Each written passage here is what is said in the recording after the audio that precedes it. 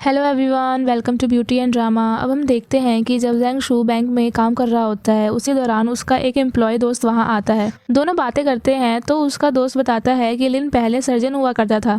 जेंग शू को रॉन्ग का मैसेज आता है कि वो उसके सामने वाले रेस्टोरेंट में उसका वेट कर रही है। जेंग शू उसके मैसेज रीड करके उसके पास आता है। जेंग शू दोनों के लिए कॉफ़ी ऑर्डर करता है। रॉन्ग उससे बताती है कि उनके फ्रेंड्स का लॉन्ग डिस्टेंस रिलेशनशिप होने के कारण सबका ब्रेकअप हो गया और उससे लव के बारे में उसका ओपिनियन पूछती है। दोनों के घर वाले तो दोनों की शादी करवाना चाहते हैं, पर जेंग शू ने ना तो आज तक कभी उससे प्रपोज किया और ना ही उसे कोई फीलिंग्स बताया है। वो कहता है कि मुझे अभी अपने करियर पे फोकस करना है। रॉन्ग उसका जवाब सुनकर थोड़ी अपसेट हो जाती है। इधर देखते हैं जी वांग उस कैफे से निकलती है। उन्होंने केक पैक करवाया था। जाते वक्त वो मुड़ के जेंग शू की कंपनी की ओर देखती है। यहाँ कार में लिन उसे देख रहा होता है, पर इस बार वो कुछ नहीं बोलता क्योंकि उसका डॉक्टर के साथ अपॉइंटमेंट होता है। साल 2011 में जो उसका कार एक्सीडेंट हुआ था, उसकी वजह से उसके लेफ्ट हैंड में अभी भी पेन है, जिसकी वजह से अब वो सर्जरी नहीं कर सकता, इसलिए उसे सर्जन की जॉब छोड़नी पड़ी थी। हॉस्पिटल से निकलने के कुछ देर बाद उसकी नज़र एक बाइक वाले पे पड़ती है जो बहुत तेज बाइक चला रहा था। वो देखता है बाइक एक ओल्ड लेडी से टकराने वाली है। वो उस लेडी को पकड़ के साइड करता है। उसी दौरान वो बाइक वाला गिर जाता है।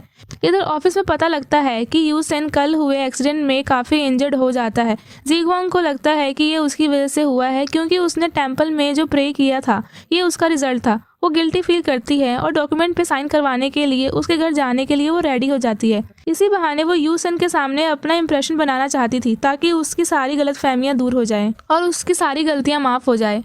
अब वो यूसेन के घर एक फाइल पे साइन करवाने गई होती है तो देखती है कि यूसेन के पैर इंजर्ड हुए हैं। उसे काफी बुरा फील होता है। यूसेन के पास जाके वो उसे फाइल साइन करने को देती है और वो उसे लिविंग रूम में वेट करने को बोलता है। जी वांग का पूरा दिन यही बीत जाता है। थोड़ी देर बाद मेड आके फाइल्स पकड़ाती है और लिन का मैसेज पहुंचाती है कि लिन चाहता है कि कल भी वो दूसरी फाइल्स लेके आए। लिन ने फाइल्स की लिस्ट दी है, इसलिए नेक्स्ट डे वो फिर से कुछ फाइल्स लेके उसके घर आती है। वो आज फिर उससे लिविंग रूम में वेट करने को कहता है तो वो उसे वहां रखे बुक्स रीड करने की परमिशन मांगती है कि वो फोन लाना भूल गई है। तो यूसन सोचता है कि वो सब उसकी मेडिकल बुक्स है, उसे कुछ समझ नहीं आएगा, फिर भी वो पढ़ने की परमिशन दे देता है। जब जीवांग बैठी होती है तो वहाँ लिन की मेड बुक्स लेकर आती है और उसके पास बैठ जाती है और उसे बातें करने लगती है। वो यूसन के बारे में बताती है कि वो बचपन से ही जीनियस था, पर उसके एक एक्सीडेंट की वजह से उसकी पूरी लाइफ बदल जाती है। वो उसे एक्सीडेंट वाली बात बताती है। जब वो उसे विंडो से देखती है, लिन उसे अपने पास बुलाता है और की कार्ड देने को कहता है कि नेक्स्ट डे मेड वहां नहीं आएगी, इसलिए जी वांग अपना काम खत्म करके वहां से निकल जाती है। नेक्स्ट डे जब वो अगेन लिन के घर फाइल्स लेके जाती है तो पहले वो अंदर आने की परमिशन लेती है और फिर की कार्ड यूज करके घर में एंटर करती है।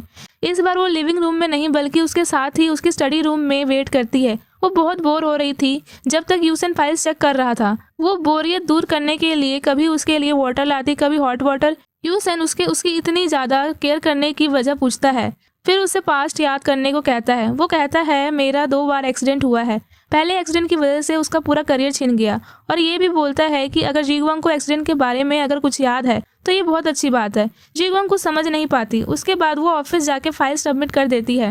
वो मेंग को फाइल सबमिट करते वक्त कहती है कि कल से लिन खुद ऑफिस आएंगे, इसलिए उन्होंने उसे घर जाने के लिए मना कर दिया है। अब उसकी कलीग आके सबको डिनर पे ले जाती है, जहां वो सब ये बात करते हैं कि मिस्टर कांग पर कंपनी में धोखाधड़ी करने की वजह से पुलिस उसे अपने साथ इन्वेस्टिगेशन के लिए लेके गई है। सब बहुत खुश होते हैं कि मिस्टर कांग की सच्चाई बाहर आ गई। यूसन अब ठीक होने के बाद 10 दिन बाद कंपनी आता है। जी वांग उसे देखकर खुश होती है, पर लिन आते ही उसे अपने ऑफिस में रिपोर्ट करने को बोलता है। इधर जेंग शू को उसके काम की वजह से इंश्योरेंस डिपार्टमेंट में प्रमोशन मिलती है। वो अपने भाई को कॉल करके इस खुशी वाली बात बताता है तो उसका भाई भी बहुत खुश होता है। उसका भाई कहता है कि रॉन्ग भी उसके घर आती जाती रहती है और गिफ्ट भी लाती है। ये सुनकर जेंग शू इतना हैप्पी नहीं दिखता। जब जी वांग अपनी फ्रेंड के रूम कपड़े धोने जाती है, क्योंकि उसके रूम में वॉशिंग मशीन होता है जो कि जी वांग के रूम में नहीं था, पर उसकी फ्रेंड भी की अपने ऑफिस में ही भूल जाती है, तो जी वांग पास वाले रूम की बालकनी से उस रूम में जाने की कोशिश करती है। तभी लिन किसी लड़की के साथ बात करते हुए जा रहा था, पर उसकी नजर जी वांग पे पड़ती है। उसके साथ वाली लड़की ये देख कर चिल्ला देती है, जिसकी आवाज सुन के जी वांग बालकनी से गिरने वाली होती है, पर लिन उसे बचा लेता है। पर बालकनी से गिरने की वजह से उसे चोट आई होती है और वो बेहोश हो जाती है। लिन के भी पैर में इंजरी की वजह से पेन था, लिन एम्बुलेंस को कॉल करके बुलाता है। हॉस्पिटल में ले जाते हैं जहां लिन भी साथ आया होता है। जी ग्वांग का ट्रीटमेंट होता है और वो अब ठीक थी। वो हॉस्पिटल रूम में बेड पे पड़ी हुई थी। उसकी आंखें खुलती हैं तो देखती है कि रात हो गई है और वहाँ यूसेन भी उसके साथ होता है। लिन उसके पास आके उससे बेसिक सवाल पूछता है ताकि वो चेक कर सके कि एक्सीडेंट की वजह से वो सब भूल तो नहीं गई है। लकीली वो ठीक होती है तो लिन उस पे उसकी लापरवाही के कारण उस पर चिल्लाने लगता है। तो जी ग्वांग उसे गुस्सा करते देख रोने लगती है। वो उसे कहती है कि वो उसे टॉर्चर करता है। कंपनी का वर्क इतना स्ट्रेसफुल फिर भी वो उसे डांट रहा है। उसके चोट लगने पर भी लिन उसे सुना रहा है। ऐसी क्या दुश्मनी है जो वो इसे इतना टॉर्चर करता है। लिन को अब जी ग्वांग के लिए बुरा लगने लगता है। वो अपनी गलती के लिए माफी मांगता है और कहता है कि आगे से उससे कभी ऐसी गलती नहीं होगी। लिन को भी जी ग्वांग की हालत देखकर अपने एक्सीडेंट वाला सीन याद आता है। पास में एक्सीडेंट के बाद उसके लेफ्ट हैंड की नर्वस सिस्टम बिल्कुल खराब हो गई थी और उसके करियर पे भी बहुत बड़ा इफेक्ट पड़ा था। उसका दोस्त खुद को ब्लेम करता है कि अगर वो उसे जी ग्वांग से मिलने के लिए नहीं बुलाया होता तो उसका ये एक्सीडेंट नहीं हुआ होता। लिन को इस बात की नाराजगी थी कि जी ग्वांग उसे एक बार भी हॉस्पिटल मिलने नहीं आई। हालांकि वो उसे ब्लेम नहीं कर रहा पर वो कहीं ना कहीं इस बात से काफी नाराज था।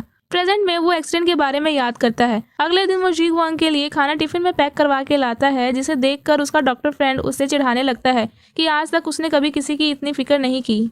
उसका दोस्त समझ जाता है कि लिन जी ग्वांग को पसंद करता है। यहाँ उसके दोस्त उसके हॉस्पिटल में खबर लेने आते हैं। उसके लिए यूसन के थ्रू भिजवाया हुआ खाना लाते हैं। उन्हें पता लगता है कि हॉस्पिटल बिल भी लिन ने ही पे किया है। जी ग्वांग की एक फ्रेंड कहती है कि लिन शायद उसे बहुत पसंद करता है, पर जी ग्वांग कहती है मुझे लगता है जो लड़की उस दिन लिन के साथ थी वो उसकी गर्लफ्रेंड थी। तब उसकी फ्रेंड कहती है कि वो सिर्फ उसकी दोस्त है और उस दिन वाली सारी बात बताती है कि कैसे लिन ने उसे उस दिन बचाया और एम्बुलेंस को कॉल किया था। यहाँ तक कि वो उसके वॉमिटिंग करने पे भी नहीं चिल्लाया। ये बात जी ग्वांग को याद भी नहीं थी। वो ये बात सुन के बहुत एम्बेरस होती है। जब उसके फ्रेंड्स चले जाते हैं वो लिन को थैंक यू का मैसेज करती है। जब लिन मैसेज का रिप्लाई करता है कि मैं मिलने आ रहा हूँ तब वो सो जाती है और मैसेज सीन नहीं कर पाती। जब वो उठ के मैसेज का रिप्लाई देने जाती है तो देखती है कि देर हो गई क्योंकि लिन अब हॉस्पिटल उसके रूम में आ चुका था। दोनों बातें करते हैं तभी वहाँ डॉक्टर जेन आता है और जी ग्वांग को चेक करता है। वैसे तो जी ग्वांग अब बिल्कुल ठीक हो गई थी पर वो दोनों को और करीब लाने के लिए अभी जी ग्वांग को डिस्चार्ज नहीं करता और रेस्ट करने को कहता है। अब वो हर रोज जी ग्वांग से मिलने हॉस्पिटल आता है। वो डॉक्टर से मिल के उनकी ब्रेन सर्जरी के बारे में उनकी हेल्प करता है क्योंकि वो एक न्यूरो सर्जन था, इसलिए वो उनसे मिल के उन्हें सर्जरी में सजेशन के थ्रू हेल्प करता है। वो ये सब जी ग्वांग के रूम में ही कर रहा था। वो उन सब की बातें सुनती है पर उसे उनकी बातें समझ नहीं आ रही थी। वो सोचती है कि ऐसा क्या हुआ होगा जो इतना अच्छा सर्जन होने के बाद भी उसे अपना काम छोड़ना पड़ा। अब उसके सभी दोस्त लिन के साथ लंच करने को बोलते हैं और सभी एक साथ लंच करते हैं। नेक्स्ट डे लिन उसके लिए फिर से खाना लाता है पर जी ग्वांग गेम खेलने में इतनी बिजी हो गई थी कि उसे पता ही नहीं चला कि लिन कब उसके रूम में आया और कब चला गया। उसके जाने के बाद जी ग्वांग को बहुत बुरा फील होता है। वो उसे मैसेज पे माफी मांगती है। नेक्स्ट डे लिन कुछ ऑफिस की फाइल्स लेके आता है और जी ग्वांग को उन फाइल्स पे काम करने को बोलता है ताकि वो वीडियो गेम्स ना खेल के अपने सिर की इंजरी को थोड़ा हील कर सके। अब जी ग्वांग फाइल्स पे काम करती है और लिन वो वीडियो गेम खेलने लगता है पर लेफ्ट हैंड में इंजरी होने की वजह से वो बार बार हार जा रहा था। जब वो ये देखती है तो उसे समझ आता है कि एक्सीडेंट की वजह से उसका लेफ्ट हैंड इंजर्ड हो गया है, इसलिए उसने सर्जन का प्रोफेशन भी छोड़ दिया। जी ग्वांग उसे झूठ बोलती है कि ये गेम थोड़ी डिफिकल्ट है, कभी कभी मैं भी इसमें जीत नहीं पाती। जब लिन बाहर बच्चों के साथ वीडियो गेम खेलता है तो जी ग्वांग उसे वहाँ देख लेती है। वो बच्चा उसे अपने पापा का ब्रेन सर्जरी करने को बोलता है तो लिन इमोशनल हो जाता है। वो लंच के टाइम अपने दोस्तों के सामने एकदम नॉर्मल बिहेव करता है, जिसे देख के जी ग्वांग को उसके लिए बहुत बुरा लगता है। उसी टाइम डॉक्टर्स को एक सर्जरी परफॉर्म करने के लिए कॉल आता है। सारे वहाँ से चले जाते हैं पर तभी वहाँ पर एक औरत अपनी बेटी की ब्रेन रिपोर्ट लेके डॉक्टर्स को दिखाने आती है। तो डॉक्टर्स के बिजी होने के कारण लिन का दोस्त उसे रिपोर्ट देखने को कहता है। वो रिपोर्ट देख के बताता है कि उनकी बेटी की सर्जरी बचपन में हुई थी, जिसे सुनकर वो औरत उससे बहुत इम्प्रेस हो जाती है और उस पर ट्रस्ट करती है। वो कहता है अब आपकी बेटी बिल्कुल ठीक है। वो दोनों माँ बेटी बहुत खुश होते हैं। ये सब देख के जी ग्वांग को पता लगता है कि लिन अपने काम में बिल्कुल परफेक्ट है। अब वो उसका लेफ्ट हैंड ठीक करने का डिसाइड करती है, इसलिए उसे वीडियो गेम जीतने के लिए मोटिवेट करती है ताकि वो अपने लेफ्ट हैंड पे बहुत जोर लगाए और जीत जाए। और वो भी लेफ्ट हैंड का यूज करता है और थोड़ा जोर लगाता है एंड फाइनली वो जीत जाता है। ये ट्रिक काम आ जाती है।